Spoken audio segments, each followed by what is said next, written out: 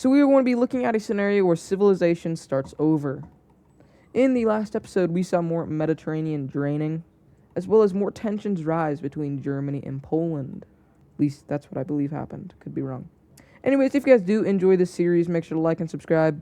Gonna say it right now, the end of the series is near. But let's go ahead and try to smash, I don't know how many likes, because I don't really care. But let's get into it, and we're going to be starting up in Germany. So some stuff is going down up there. Stuff that won't be revealed yet. But it's pretty bad stuff.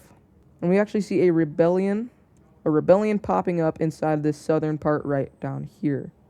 Now, the head of the German people are saying that this rebellion is supported by the Polish alliance, which it very well could be. But because of that, we see the Germans invading into Poland. The Germans focus in on the north and south of Poland, and this European war has just started.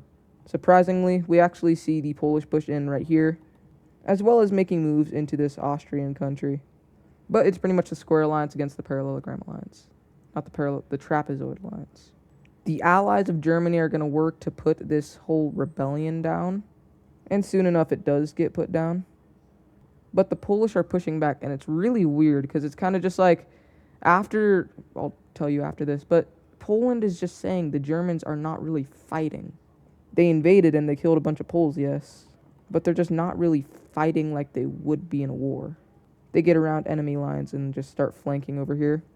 But the Germans, instead of retreating, they push further into Poland, which is really weird because they're actually doing really good, like really good. Like barely any of them have died good. But the Polish arrive and they start pushing back. The Germans, if even pushing back, these Germans are fighting to the death, and it's really weird.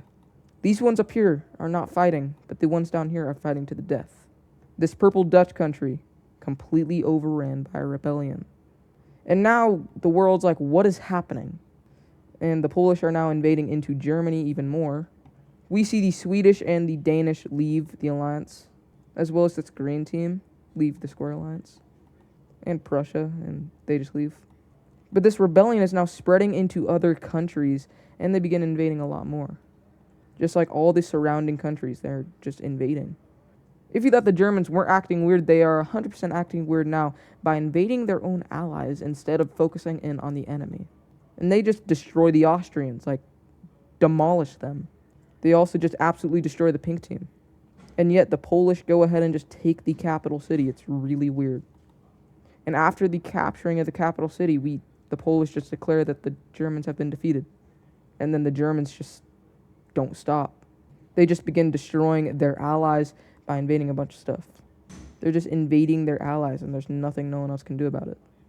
Eventually, they're down to their last ally right here, which they invade and take over. The Polish send their troops in and then just absolutely destroy a bunch of German troops until there's no more fighting. And a peace treaty is drawn up, and everyone is just confused. Starting off, the Polish take these lands, and it's kind of weird why they took land.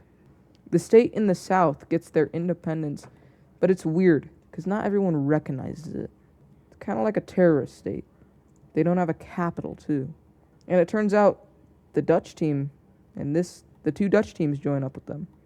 And the remainder of the purple Dutch flees to Britain. These guys don't want a capital city, and it is just kind of chaos in there. Yet no one recognizes them. In fact, Germany gets completely split up. In fact, only one of these new areas actually gets recognition from the whole world, and that is these old areas of Denmark. The rest of this just kind of falls into something like this. The rest of these don't get recognition. All the countries around them and a lot of countries in the world cancel visas to Germany. This one even removes its capital city. This one puts their capital city right there. And reports of people who visit these countries illegally in some of the countries say that the people are very weird. And that's the people who come back. Most of them don't even come back. So what is happening to these people? No one knows because no one even touches them. And even some Polish are starting to begin acting weird. These countries too, they're beginning to act really weird. But moving away from this, we need to go over to the Persian Union. And they have just got a new leader. Their second leader after getting, unified again. And this leader, he wants to end all of the Renaissance countries around the world. This ideology map is kind of outdated, like with this. But he wants to just get rid of Renaissance in all. So he flies down to this country right here, and he actually changes it to a military dictatorship, if I can click on the right layer.